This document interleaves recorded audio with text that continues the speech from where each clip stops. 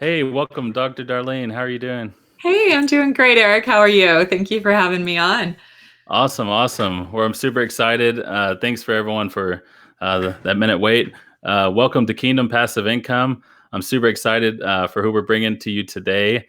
We have Dr. Darlene Mayo, who is a leading neurosurgeon and neuroscientist and thought leader in some super awesome stuff, bringing the supernatural to the medical field, combining them, and being able to help uh, tons of people get breakthrough in their mind, rewiring their brain, how to get success, how to have health, and so much other stuff.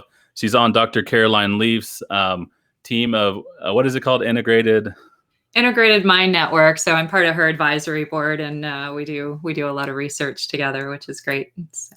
Wow, that's awesome. And so that was one thing. If you could share, she's gotten to speak with Dr. Caroline Leaf at on stages at some events. Tell us how you met Dr. Caroline Leaf and what has that journey been like? Yeah, so interestingly, so I would say I first became familiar with Dr. Caroline Leaf a long time before I ever met her. So a few years ago, I read one of her books called Switch on Your Brain, which was so Such a powerful good book. for me. Yeah, so because I've grown up having these two worlds, right? Of being a Christian and my faith being really important to me, and then being a scientist. And a lot of times, both of these worlds don't like to intersect. People do not understand the intersection between them. But the first time I read Dr. Leaf's book, I said, this is somebody who thinks like I do. I'm not crazy. These two things do fit together very well. And I love the fact that there are keys in science that help to unlock scriptural truths and increase your faith. And so I actually had the opportunity to meet her. I was at a 100X conference, I guess about a year ago. And she was speaking, which was wonderful. And then I went up to, have her sign my book afterwards. And I said, hey, by the way, I'm a neurosurgeon. I love your work. I'd love to talk to you more. So she said, she's got this huge line of people, right? And she says, here's an email address. Contact this person and we're going to set up a call. And I'm thinking, wow, that's fantastic. So I send this email, right? And thinking, oh, she's so busy. I'm not going to hear from her. So she personally calls me like a week or two later. And we start to talking and realize we have a lot in common. And she says, I think you would be great as part of my integrated mind network of physicians. I have 12 physicians on my board who help with the research, and I'd love for you to be part of that. And so we just started working together. And then she invited me to speak at one of her conferences last December.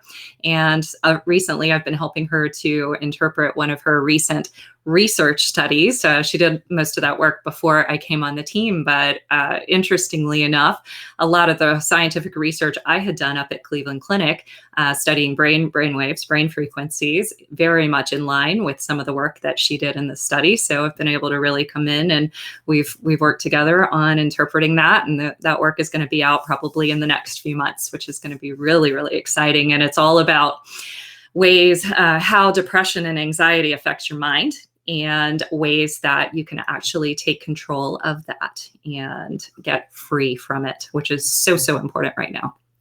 Wow, yeah, that's so needed. That's so awesome. So that man, let's unpack some of that in a little bit. If you can, your story is awesome, and I've got to hear it through just through being in 100X and being in some communities where teaching how to tell your story and how to really get your message out there, and learning how it's almost selfish not to get your message out there, because if you can help one person with ending their depression or overcoming anxiety and guilt or going after their dreams, why would we not do that? It would be. And so your story is awesome. So if you can give your a little bit more about your story of being in that profession and leaving, and just what has God done through all that. Yeah, absolutely amazing. So I grew up always wanting to be a doctor. I just knew I wanted to be a doctor from the time I was a little kid. I also knew I loved Jesus from the time I was a little kid. So this is what I grew up with. So I had two identities. I'm a follower of the Lord and I'm a doctor. So I went to medical school. I loved neurosurgery. I went to medical school with the intention of being a neurosurgeon because I loved studying the brain. I loved the idea that I could study the brain my entire life and never know everything there was to know about it. So I lived, slept, and breathed neurosurgery, right? Everything in my life was centered around my career and my profession. And as my spiritual walk got deeper and deeper with the Lord was asking, oh, hey, can I get into this part of your life? And can I get into this part of your life? And can I get into this part of your life? And slowly, yes, yes. Okay, Lord, yes, I'll give that up. I'll give that up. And yes, you can come in here. And then one day, not so long ago, God was saying to me, Darlene, what if I asked you to give up neurosurgery? Would you do it? And I thought, oh, I really hope this is one of those things like when Abraham was asked to put Isaac on the altar and, like it's not going to happen. But I carefully considered it because I'm not going to tell God something and then not follow through. So I was like, oh, and it hurt me to even say this, but I said, God, that would be one of the hardest things I could ever do. But because that was my identity. Honestly, it was my primary identity. And I said, I will, if you ask me to.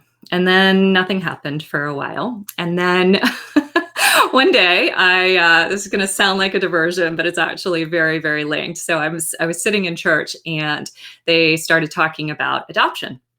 And I'm single, right? Working 80, 100 hours a week. And I feel in my spirit, you need to go to that meeting about adoption. And I'm thinking, yeah, okay, God, I'm single. I can't adopt kids. Can I go and raise my hand and say, can I adopt kids as a single person? And when they say no, can I leave? And God's like, sure, go ahead. You do that. So I go to this meeting, listen, raise my hand at the end. And I said, I'm single and I'm a neurosurgeon and I work all the time, so I can't adopt, right? And they say, oh, no, absolutely. You can adopt. You've got this wonderful church family. You can get people to, help you raise your children. So yeah, go ahead. So now I'm stuck, right? And so now then I learned, because this was a foster care to adopt, and I learned that I have to go to all of these trainings. Anybody on here that's a foster parent, you understand what I'm talking about in the US. It's crazy.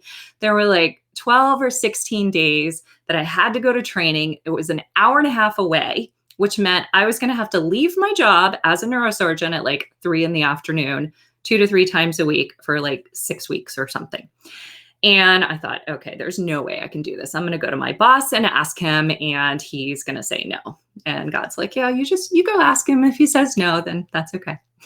So I go, and he says, oh, yes, Darlene, we will make that work for you. So again, I go, and I'm just taking one step at the time. And then, so I wound up, a lot of stories in there, but for brevity's sake tonight, I'll just say I wound up adopting 2 beautiful children a few months later. And then what I found was I really wasn't having time to invest in them. And I know the Lord gave me these children. So then now, for the first time in my life, my heart is torn between something else and neurosurgery, which was shocking to me. I didn't even think it was possible, right? But I wanted to be with them. And I really started to lose a little bit of my passion, if you will, for neurosurgery. And as God started working through me, he really led me to have a desire to leave my practice. So I went through the whole foster to adopt, adopted my children, happened to meet a man who is now my husband at the time. We got married. And then literally, I think a month after we got married, God talked to both of us kind of separately and said, okay, you guys need to leave your jobs and you're going to go to Florida and you're going to start over. And I was like, what? I mean, I love Florida. I'm from Florida, so it's a great place to be. And I was up in Ohio in the freezing cold and I hate snow. So that part was super good. But to be without a job as a neurosurgeon, I'm like, what am I going to do? And he led me to different things. And I wound up writing a book, and that was to help patients. So I worked with patients who had essential tremor. So these are people that shake when they're trying to drink, eat, or write, mainly. And I wrote, a bunch of probably 50 different natural ways that they could get improvement in their tremor. And so I wrote that book to start with, and I decided I loved writing. So that has been a wonderful thing and a wonderful gift to me. So I've written 2 other books since then, and my 4th one's about to come out. And then, God just started opening these little doors of, there was a little bit of consulting here, and there was a little bit of this and a little bit of that. And then I wound up trying to build a funnel, which was hilarious, because you may think neurosurgery is complicated, but I will tell you, when I tried to create a funnel for the first time, I thought brain surgery was the easiest thing I had ever done. It was just not in my wheelhouse. So this is how I did. I prayed to God and I said, God, I need help. I don't know how to do this. And at that point, we were trying to save money because I hadn't been working as a neurosurgeon for about a year. And my husband's also now an entrepreneur, same time. So I prayed, God, help me. And opened up my Facebook that morning. And there's an ad by Pedro Adao, founder of 100X, saying, hey, I've got this ClickFunnels course and I'm a kingdom entrepreneur. I teach according to the principles of God. And it was $19 and it was starting in like 2 hours. So I said, okay, this is clearly a sign from God. So I signed up for that. And I will tell you, on that call that first day, like the most amazing thing happened. He always does these trainings on Zoom, or at least he used to in the very beginning. And I felt connected to my family for the first time. Like as a neurosurgeon, I went to the trainings, I went to the events, I did all these things, but I never really felt like I fit in very well. And then at church, I never totally felt like I fit in, because here I am, this woman who's like one of the 200 female neurosurgeons in the world, right? And like, I didn't know how to relate. People didn't know how to talk to me, And I finally felt like I was like home, and I'd been praying for these connections with spirit-filled people who, were passionate about God and passionate about their work at the same time. And I found that, and that was absolutely incredible. So that's how I got connected there. And just since then, the Lord has just opened incredible doors. And one of my favorite doors that he's opened is through the relationships of the people that I've met through 100X. So I have seen my world, my friendships, my acquaintances have just blossomed in an incredible way over the last year, I guess almost a year and a half now. And that has been one of the best parts of this whole journey. So that's my story. Wow, that's incredible, man. And so much boldness and faith you had to do just to be able to do that. And it's cool how God will sometimes, the thing that this happened to me last year with my identity. I had a sales business that I built up from scratch, clients, and in the shipping industry, Fortune 500 clients I landed, and I was making $15,000 a month, and I was like, okay, God, we're doing this together. I thought like I felt like we were doing it together, but I kind of was getting to the point where it's like it was coming in every month, 10 to 15,000 a month, and I was like, got to the point where I was feeling like hey, this was event. It got to the point where I felt like I was doing it in my own strength. Like I was like, oh, I'm relying on this. This is what, I built this thing up. It's coming, and, and it's like, and God ended up stripping that away. And same thing, right a month after coming into 100X, I, was talking about a remote position, ended up just happening where I just went into full-time entrepreneurship. And it's interesting how God will do that. And now since then, it's just been this journey of sonship and trusting him. And like you said about the sales funnel, the scariest thing in the world was the sales funnel. Even to this day, it's still so scary to me. And so that's so awesome. So let's see. If you can give a little bit, just tell them about, that's how we met, was in 100X at these conferences in this mastermind. If you can just share a little bit about why having a mentor is better than just trying to figure everything out on your own. Oh yeah, for heaven's sakes. There's an easy way to do things and there's a hard way to do things, right? And it's always possible to be successful on your own and get inspiration from the Lord, downloads from the Holy Spirit, and just go and blaze your trail, right? I do believe that. I also know that the Lord puts advisors around us for a reason. It's biblical, it's scriptural to do that. Surround yourself with advisors, right? And so in going to entrepreneurship, I mean, even when I wrote a book, I paid somebody to teach me how to write a book and how to market that book when it was ready, because I didn't know anything about it. And sure, I could have pieced together, 50 different YouTube videos or resources from Google, but it was much easier to have something structured. And then with 100X, Pedro is an incredible mentor. Not only do you get the training that you need and the guidance and learning where he made his mistakes so you don't have to make those yourself, but you get this community of supportive people that help to lift you up. And being an entrepreneur is hard. I mean, life is hard. Seriously, life is hard. But being an entrepreneur, you know how it is. It's like, one day you're doing fantastic, and the next day you're like, what am I doing in this business at all? Sometimes that happens all in the same day too, And that really helps to, number one, know you're not crazy, know that, other people have been through this before, and there is something on the other side. Hope, I think, is so, so important. And mentorship, it does many things. But to me, one of the greatest things it does, it instills hope for the future, that there is something that when I work towards it and I stay diligent towards it, that there are rewards on the other side of that are incredible. Wow, that's so good. And so we dropped 414 challenge. Pedro, our mentor, is doing. There's like 30 days of thousands of dollars worth of content there's still like 2 weeks left. So you guys jump in that.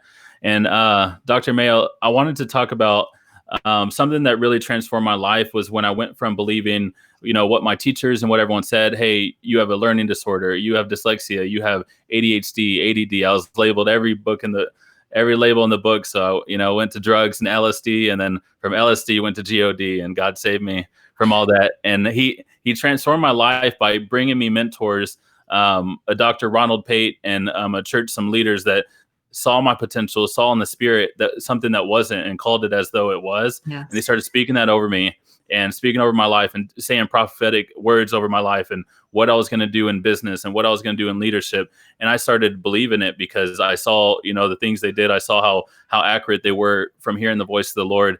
And so tell us, it's not, I just heard in a guy, Jerry Eitzler, his wife, Sarah Blakely, and him are billionaires. They spoke today, and he was getting trained by a Navy SEAL to train to run like 100 miles, something crazy. And at 34 miles or something, he just got stuck, and his body was so tired. And the Navy SEAL came, and all he did was just tell him, like, I don't get tired, and made him keep saying, I don't get tired, and I will never give up. And that Navy SEAL training got him to be able to, every time he went to the aid station for water, even though he was like dead, his body was dead, his mind was dead, he went to the aid station. He said, go tell the aid people, I don't get tired, and drink the water and just keep going.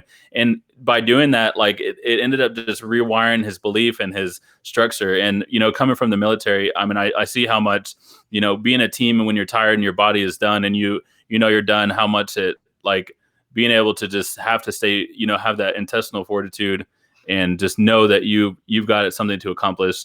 And so for our own life, I see so many people struggle with the same thing as I did, was self-doubt, unbelief. So, and chemically and neuro, through the science, how does that work when we just keep speaking negative thoughts over ourselves? I can't do this. I can't be a millionaire. I can't ever make more than $2,000 a month. I can't make more than $5,000 a month. What happens when we limit ourselves, and what happens when we speak these things?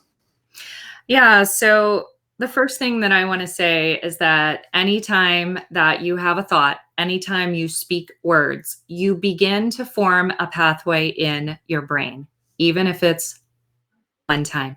Okay.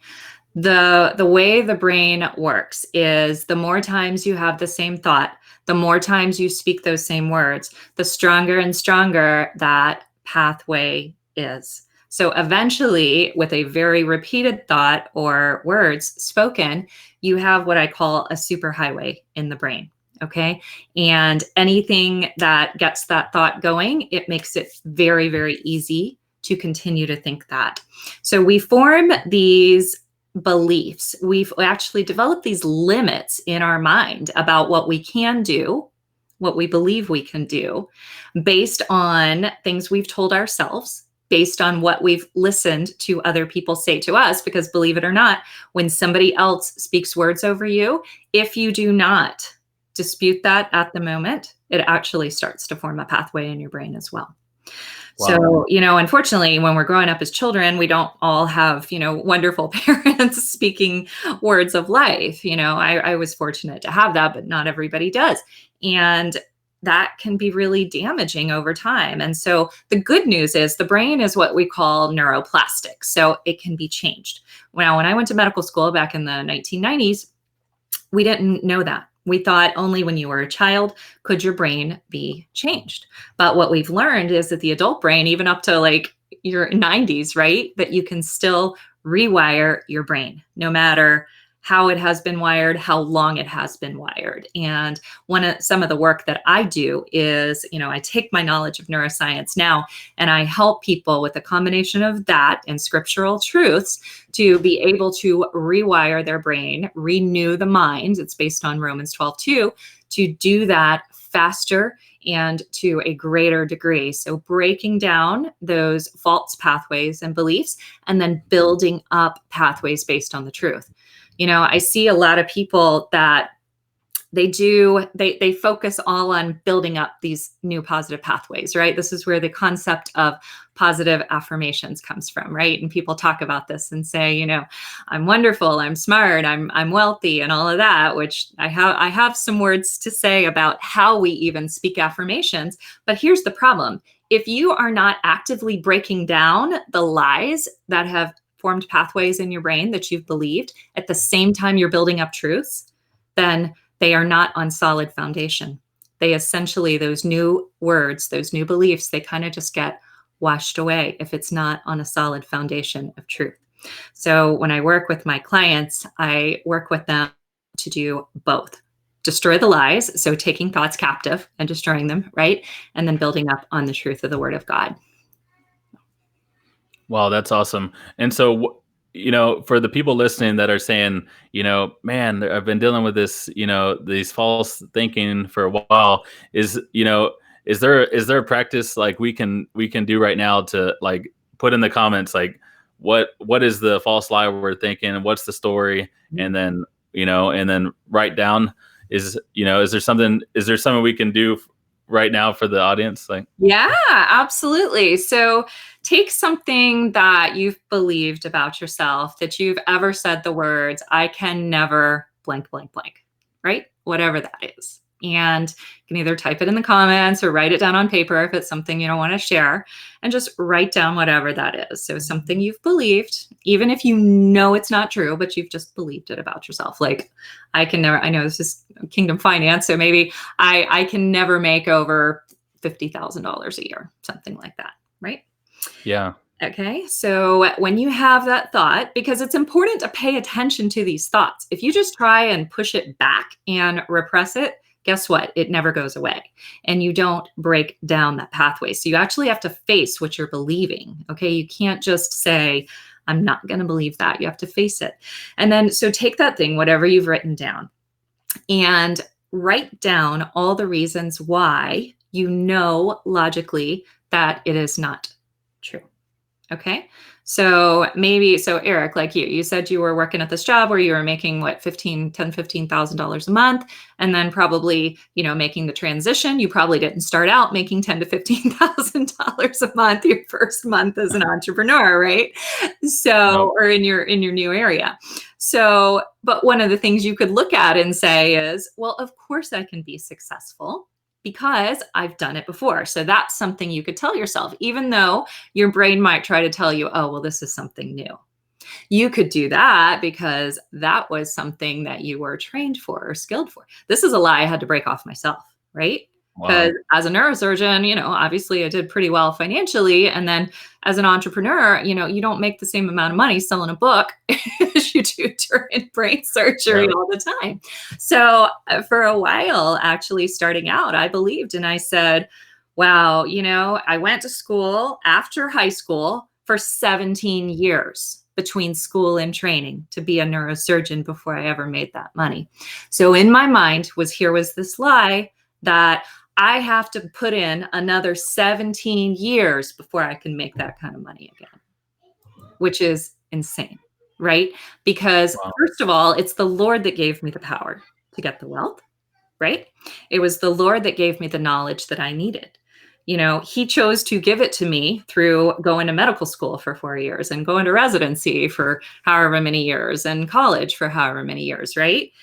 The Lord can give you a download at any time he wants between tonight and tomorrow of how to wake up with $1 million idea, right? Wow. It has to Yeah. work, but he can certainly do it. So in going through that process for myself, I had to write down number one, I've been very financially successful during a large portion of my life. I know how to work hard, and I know that hard work often leads to success. I also know that it is the Lord that gives me the power to get wealth, and it was not of my own ability per se to get that myself. So those were the reasons why I wrote down that that is not true.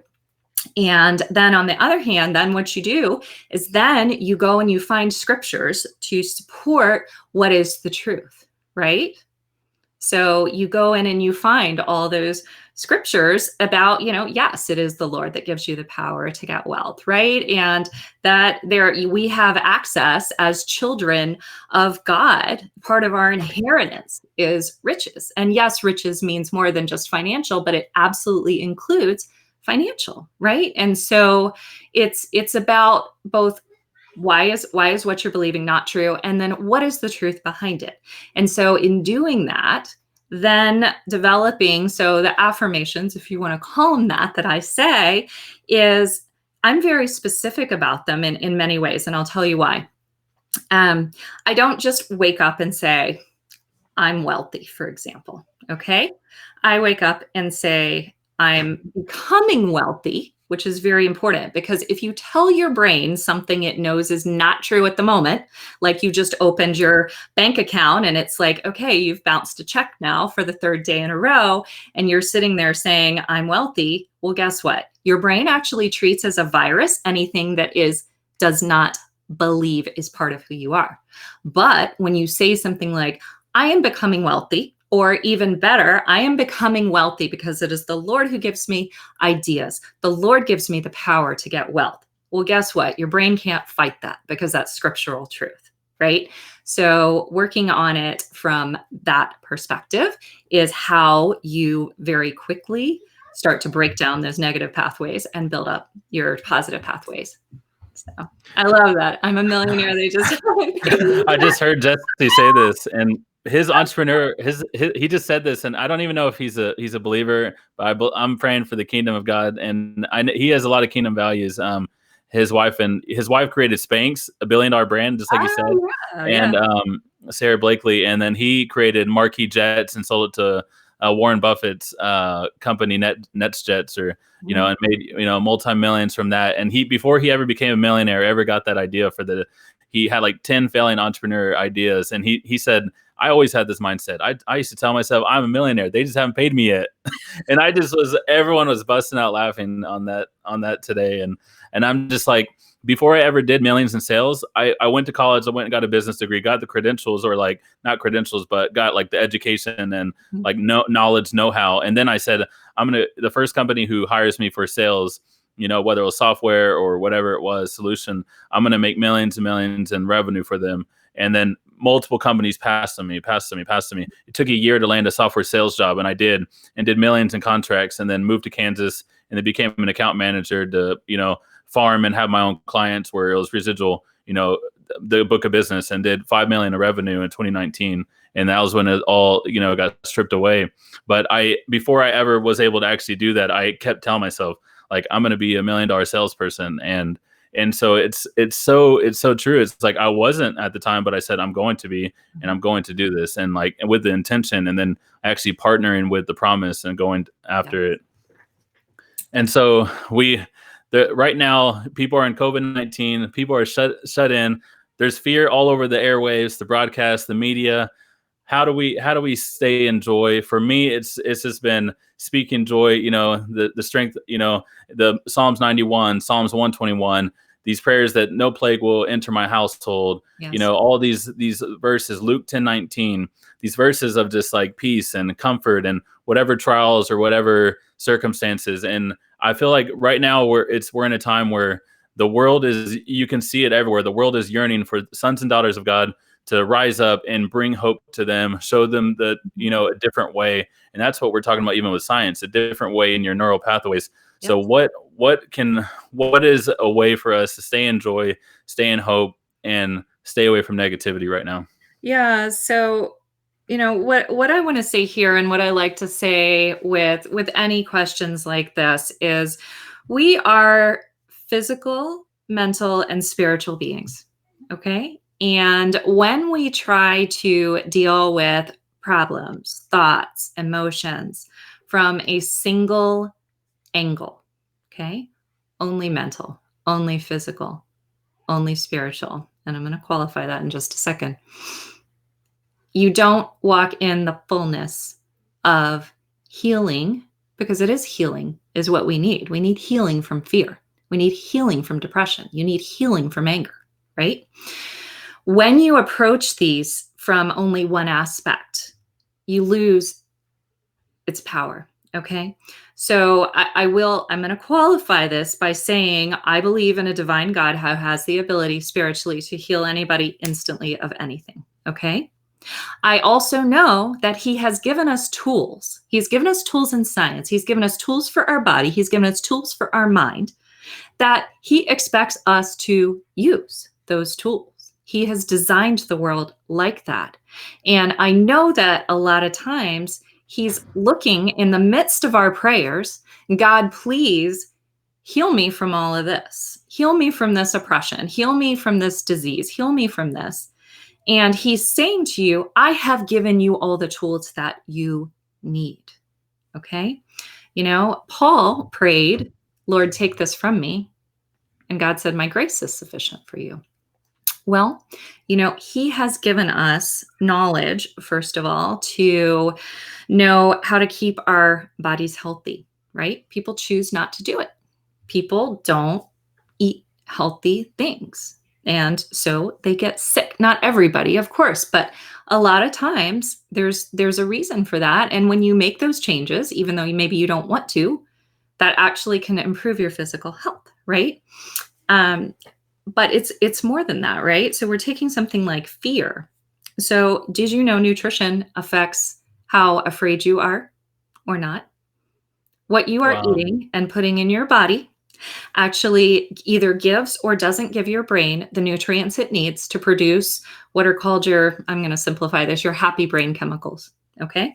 If you're not eating like enough vitamins, right? And plant-based nutrition, not that I don't have a problem with meat. We had beef Wellington for dinner on Easter, so it's all good. But, filling yourself with what you need, that can actually increase your fear level, just like it can depress your immune system. Fear is also in your mind, right?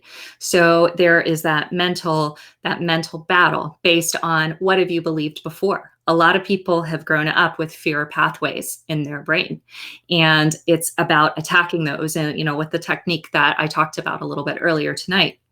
And then it's spiritual. What is the truth? What does God teach us, right? How many times in the Bible does he say, do not be afraid? Okay.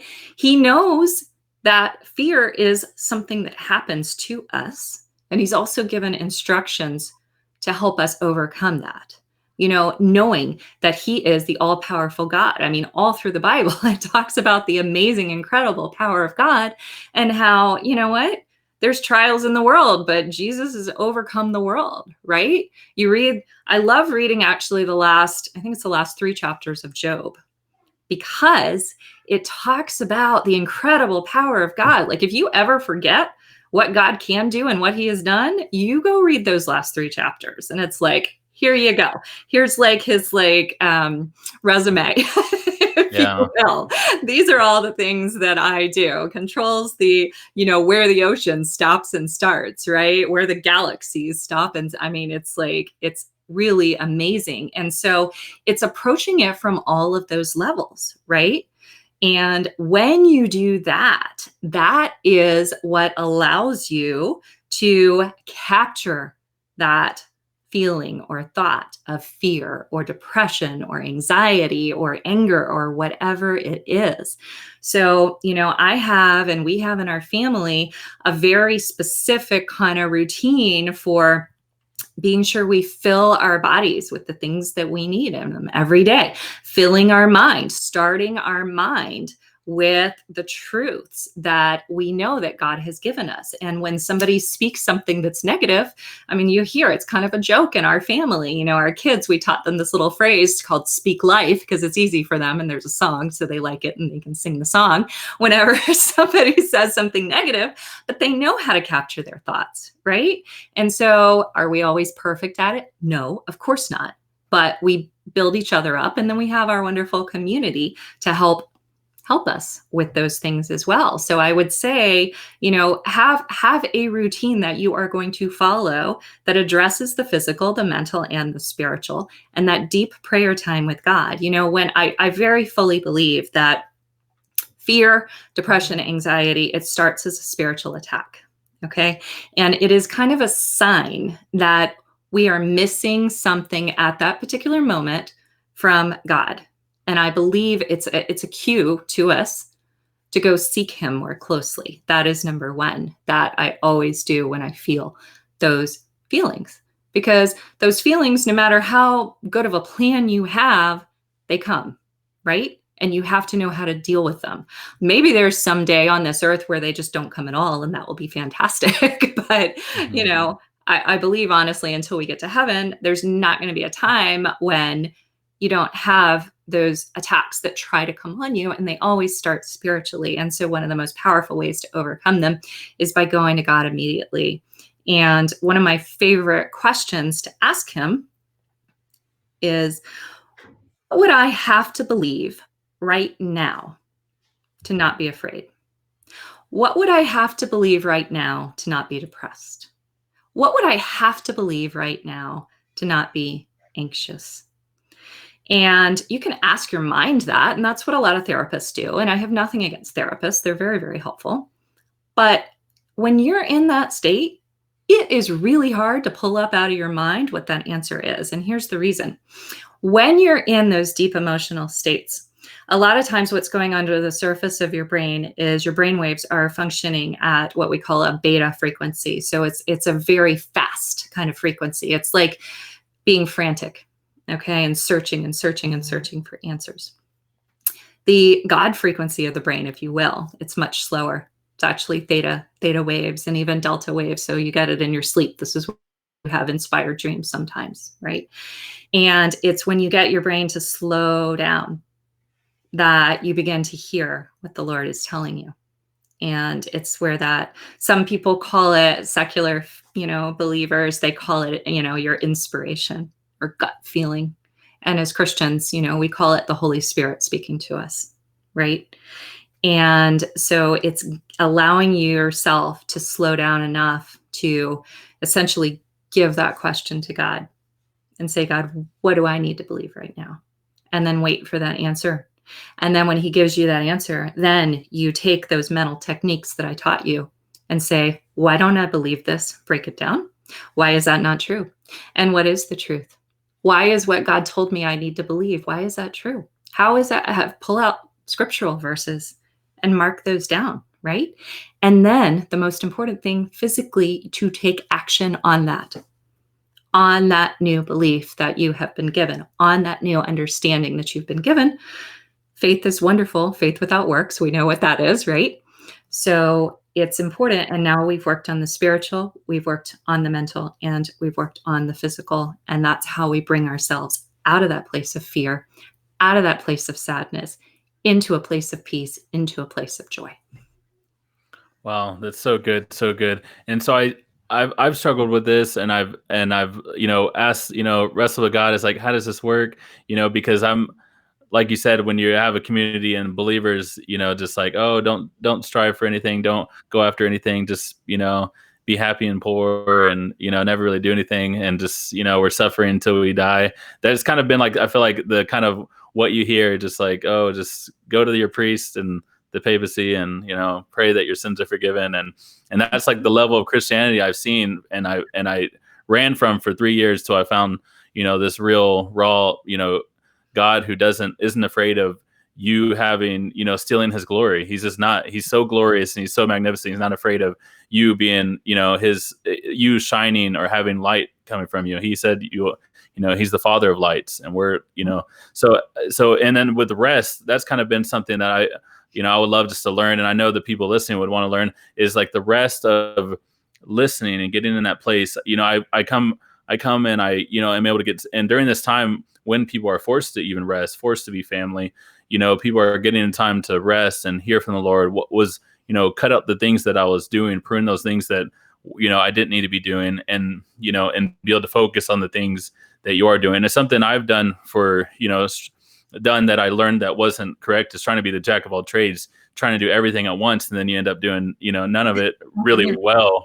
And so being able to focus and sit with the Lord is just, but then also not being afraid if hey, is this God? Like, it has to, not having too much expectation. Like, if I'm doing this and it's God, it needs to blow up and it needs to be super awesome and so much, like, and just be consistent, trust in the Lord, and do something. So can you speak to, the difference between being able to rest in the Lord, and also, like you said, is being ambitious and having big hopes and big dreams and big, impact, because you know that you have a gift inside that can impact many people, and the fact that Jesus said we will do greater things.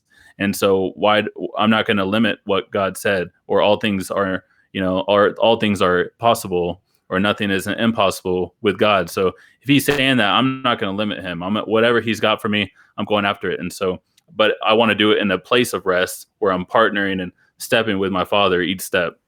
Yeah, I love what you said. And it was interesting. I was just coaching one of my clients this afternoon on this exact topic, because this client had been really striving and, doing all the things they're supposed to do, right? And just felt like the wheels were spinning. And, a couple things that I want to say about this. God is in control, right? And he wants his glory to be shown too. If we're all works and we're just focusing and striving and doing everything ourselves, then how does the glory of the Lord shine through? I love taking on these projects that can't be done without God, because then it honors him, right? And so when yes, we are to work, and work is a good thing, and that's very clear in the Bible, right? But we are also to let the power of God work through us. And it's that partnering, right? Of what is us? What is the gifts that he has created us with, right? Because he knit us together, right? And he calls us his masterpiece. But he also has power. It is by God's power at work in me that he is able to accomplish exceedingly abundantly more than I can ask or imagine, right? And when you have that partnership of, you are really taking the next step that God is calling you to take. And that's really the key that I've found. When we sit here and we have this big vision, and we want, I don't know about you, but I like to have a roadmap for everything, right? I had a roadmap in neurosurgery. I'm like, okay, I go to college for this number of years. I go to medical school, residency, fellowship, and then I'm done. Great. Well, the Lord doesn't work like that a lot of the times. But when we're constantly trying to figure out that how, okay, that's where we get into that striving. Okay. The place of rest is actually not a place of not doing work, although God does call you into that sometimes. If you are striving and you just aren't getting it, he will pull you aside. And I think that was, when I was working as a neurosurgeon, I had to be pulled out of that because I just like, that's what I did. I just went to work and focused, and that was all it is. But the place of rest, it's kind of like the place of the promised land, right? People think of the promised land as milk and honey, and that's wonderful, and sitting back on the beach and, enjoying whatever. It's not. There's giants in the promised land to overtake. But the Lord also says that he clears out the giants for us.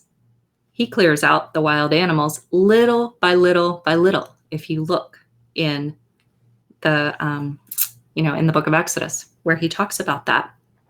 So working from a place of rest is about waking up and saying, God, what can I partner with you on today? And not having any preconceived notions, right? And as a former control freak, that is really hard to do sometimes, right? But it's absolutely a place of peace when you can trust in the Lord that whatever he's leading you to do that day is going to be exactly what you need to do, nothing more than nothing less, right? He says, don't worry about tomorrow. Each day has enough trouble of its own, right? So focus on today and what he wants you to do. And the beautiful thing about this too in the brain, so when you understand how the brain works, God has given us this part of our brain. It's called mirror neuron network. And it's a part where he puts the vision for what he wants us to do and our calling, if you will, or either our calling for that stage of life. And it's a part of our brain that when we can focus on that end goal and we know where we're starting, your brain actually does the work for you to get from point A to point Z, right, where you're wanting to go, without you actively having to figure it out. And as you give it to God and you say, what's the next step? He's the one that helps direct your steps, right? Okay, as you take this step, guess what? Your brain is now forming this new pathway that's getting you a little bit closer to this vision of what he's given you. Wow, that's awesome. And so I guess for people who they have a vision, they have a dream, what I guess, and what I've seen is, you start like 10 years ago, I wanted to start doing, documentaries and film and do all this stuff, and God like put it away, put my Canon camera down for like 10 years until and I felt like it was kind of like that, what do you call it? The Joseph like state of like, oh, you're thinking too early. I'm going to be this big director and I'm going to do film and documentaries and shine light. And I was like, I'm going to expose, all the darkness in South Africa. That's where my dad's from. And I'm going to, I want to shine light on like dictatorship and, people, starving the people and bad kings and people back then were like, oh, that's a quick way to, get yourself killed, trying to expose like the darkest stuff in the world. And I was like, yeah. And looking back and looking what's happening in our, and all sorts of stuff, geopolitical, it's like, yeah, that's pretty true. But God's, had me just dwell in him for like 10 years. And now he's like, okay, I'm about to be 29 next month. He's like, okay, now I'm starting to prepare you, go back online, start, talking to people, interviewing people who have their stories, help people tell their stories and start telling your story. And so sometimes he does that. And then, so how do we know when we start something and, you just start it and, like every New Year's I'm going to be healthy. I'm going to do keto. I'm going to do intermittent fasting. I'm going to start this new, paleo diet. What is it in the brain that, people start something and they just quit after a couple months? And how do we start something and focus on one thing, one good thing that we could do a day, one good thing we could do, whether it's a business or an idea? How do we partner with that in our brain to set ourselves up for success?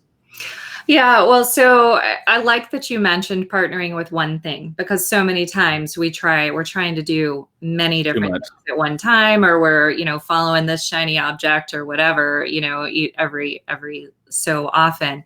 The brain works actually exceptionally well when you give it a singular focus, right? When you focus on one thing, it's like the brain is so much more beautiful than a computer. I do use a computer analogy a lot, right? So if you have a bunch of programs open on your computer, a bunch of windows open, how does what you're working on work? It doesn't work very well. It's slow, right? Processing speed is low. Brain's exactly the same way. When we're sitting here trying to multitask and we're having a conversation with our spouse and we're on our phone, and then we're trying to manage a business and we're trying to, see what's going on Facebook group that we're trying to run, and then we're answering an email, like nothing gets done very, very well. Right. So the first thing that I would say is really that singular focus on something. And then a lot of times I think that we do things because we think they are good things to do, right? And there's a lot of good things to do in the world, right? There are things that God has divinely appointed and what God wants us to focus on right at this time. That doesn't mean that it's not a good thing to do and that maybe at another time in the future you can focus on that. But when we start and stop things a lot, that's the point where you really want to say, God, is this something you want for me at this season in my life? Or is there a better way I can be spending my time? Because otherwise what happens is we get this guilt complex, right? And we're like, oh my gosh, I've started this diet. How many times? How many years resolutions have I made that I'm going to lose this 20 pounds? Well, guess what happens to your brain when you beat yourself up like that? Nothing good. Your brain, it lowers all of your happiness motivating brain chemicals, can lead to depression, lead you to not want to do anything. And it elevates your cortisol level, which actually kind of stops the thinking part of your brain from working like it's supposed to. So when you're beating yourself up over one thing, then you actually have a lot of trouble getting anything done at all. So really understanding what is that thing, that one thing, just like I said, the one step for the day. What is the one thing in that season that God wants you to do? And really focus on that and, listen to him for those next steps. And that's the way that I've found to really be successful. Those some good tips. And so something I found as like from having to work remote or doing entrepreneurship from home, a couple of things that have helped is like having a specific place to work at, like having a design designated place. Like this is where I try to get some things done. So you can separate yourself. You still have the little office, and then blocking out time, actually making out time. Like during this, I only answer emails twice a day or, Yes. Once, during this time. And so you're not just, always focused on it, and then have dedicated project time. If you have like 3 things you want to get done, have, 2 hours or whatever to actually focus on those things. And if you get those things done in 2 hours, I mean, the others, whatever else you do, it's like, those are just bonus, like emails. Absolutely. I got to do this. And so you actually have focus time. And then also waking up in the morning, I used to always just do the PJ work or do that, but it doesn't help as much. It's helped me to actually like dress up or try to like wake up and shower, brush my teeth, shave, and like take care of yourself as if you're going to go accomplish something and you actually feel better. What are some tips for, being successful at home? Yeah. So I love that last one that you mentioned because, so many people right now, I mean, I know there's all these memes going around on social media, like, oh, it's time to change from my daytime pajamas to my nighttime pajamas when it's 8 o'clock. Oh, yeah. And, it seems like that, but think about this. When are you in your pajamas during the day? You're in your pajamas during the day when you're either on vacation, and clearly we are not on vacation right now because nobody's having that much fun, right? Or you're sick, right? So that's a cue to your brain, okay, that you're either going to be lazy, which it's okay to be lazy on vacation. I'm all about that. I'm all about laying on the beach for 2 weeks at the time. That's fine. Or you're sick and you're supposed to be resting. How are you going to get anything done when you've now told your brain that you're supposed to be resting? You can't. Like, it's a cue in your brain. It's like a Pavlov's dog, right? They ring the bell and the dog starts to salivate because he thinks he's getting fed. So that's really key. And then establishing a routine is so, so important. And like you said, have an office or have a desk, and there's parameters. Like, you don't get bothered, just like as if you were at the office. No, your kids cannot come in there unless the house is on fire, right? Or somebody's bleeding profusely. I'm a great parent. No. But establishing those parameters and sticking to it, and then really separating. So one of my favorite things to do is really separating the time when I'm done with work, then I go get myself in a different mindset before I ever go spend time with my family. So for me, it's spending time outdoors. So I love being outdoors. That's very healing. And if you're somewhere where the sun's shining right now, I encourage you to do that, right? So really changing, you have to change your mindset in order to go from a work mode to a home mode. And setting those boundaries very clearly is important. Otherwise, you're going to be sitting there watching, Dumbo, whatever movie is on with your kids, and you're going to be trying to work, right? And I had to learn that the hard way too. I knew it logically, but I had to learn it the hard way. So really setting those parameters is so important to being successful from home. Awesome. And to wrap it up, talking about joy, and I'm a firm believer, and I've, heard from Steve Backlund, who just is all from Bethel, who's all about, kind of retrain your brain with, declarations and just speaking, scripture over yourself. And he says a third of the body of Christ is meant to be like a joy apostle. And and when you look at statistics in the church, we're some of the most depressed people, get 50% of them get divorces, even pastors, people are hooked on pornography, drugs, all types of stuff. How, what are some neuroscience behind depression, and how to overcome it with, by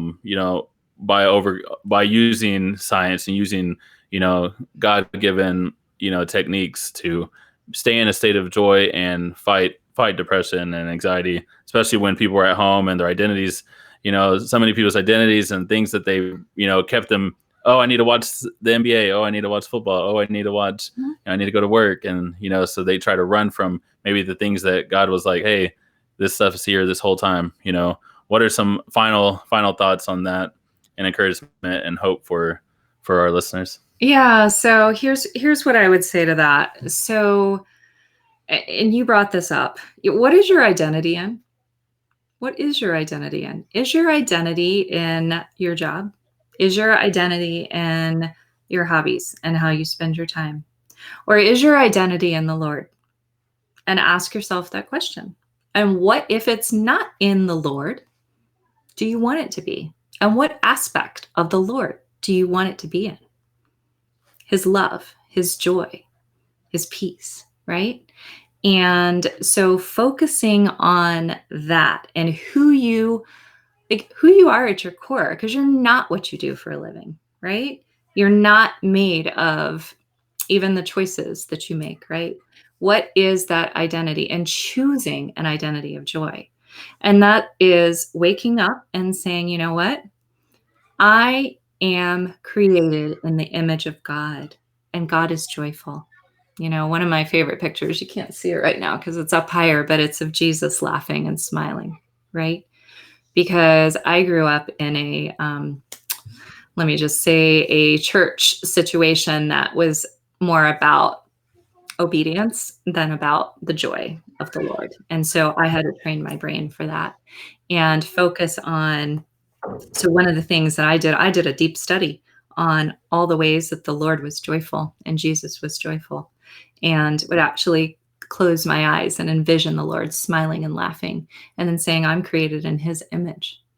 And starting my day intentionally like that, it actually programs your brain for the day to respond in joy to whatever situation is coming on. And so that would be, I would say, what is your identity and who do you want your identity to be? Because your identity in your brain actually dictates the choices that you make during the day. Wow, that's so good. Thank you, guys. Give an internet clap for Dr. Mayo. And in the comments, drop, the biggest breakthrough and takeaway that you got from her insight and her years of experience with the Lord, and her doctorate in neuroscience. I just declare that this is going to help many people on YouTube, many people on the internet during such a time as this. And where, Dr. Mayo, all eyes are on you. Where can we stay connected, and how do we hear more about what you have going on right now?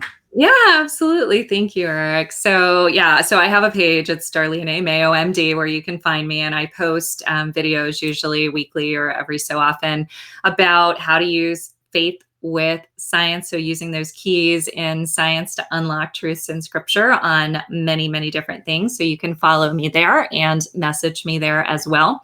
And then also, I have put together actually recently, which you may be interested in, I call it a 2020 survival blueprint on how to really not just survive, but how to thrive in 2020. And right now, I think that document is up to about 50, 53, 55 pages. It's a living document, so it gets updated, but it's at 2020survivalblueprint.com, completely free. And it's full of all kinds of techniques and things that you can do to help really design a life of joy and prosperity in this time. And it's compiled with, I reached out to my network and asked for people to deliver some free content for many, many different areas, everything from how to homeschool to, how to build a business in this time to how to get through depression and anxiety. So there's all kinds of wonderful content there. So I would encourage anybody to go to that. It's totally free access for you. And it'll give you a link to that living document, which gets updated.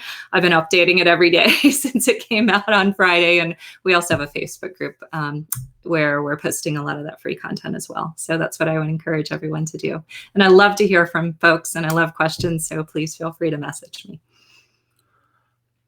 Awesome. So you guys go to Dr. Darlene Mayo, and then you have a Ninja Neuroscience group. Is that for people, or is that for Yeah, that's for anybody. So listen, if you're a faith person, if you like science, then that is a great group. So on my page, it's a little bit more general videos, but we have a lot of fun in our Neuroscience Ninjas group. I mean, you have to in a group called Neuroscience Ninjas, right? But I do a lot of live videos in there as well and break down a lot of the content on a deeper level. And I always put my first offers for all of my new courses and programs in there at really discounted rates. So that's a good group to join, and it's a lot of fun in there too. Awesome. Well, thank you so much, Dr. Darlene, and we will see you guys on the next show. Have a great day. Have a great evening. Enjoy your family. Thanks, Eric. Take care.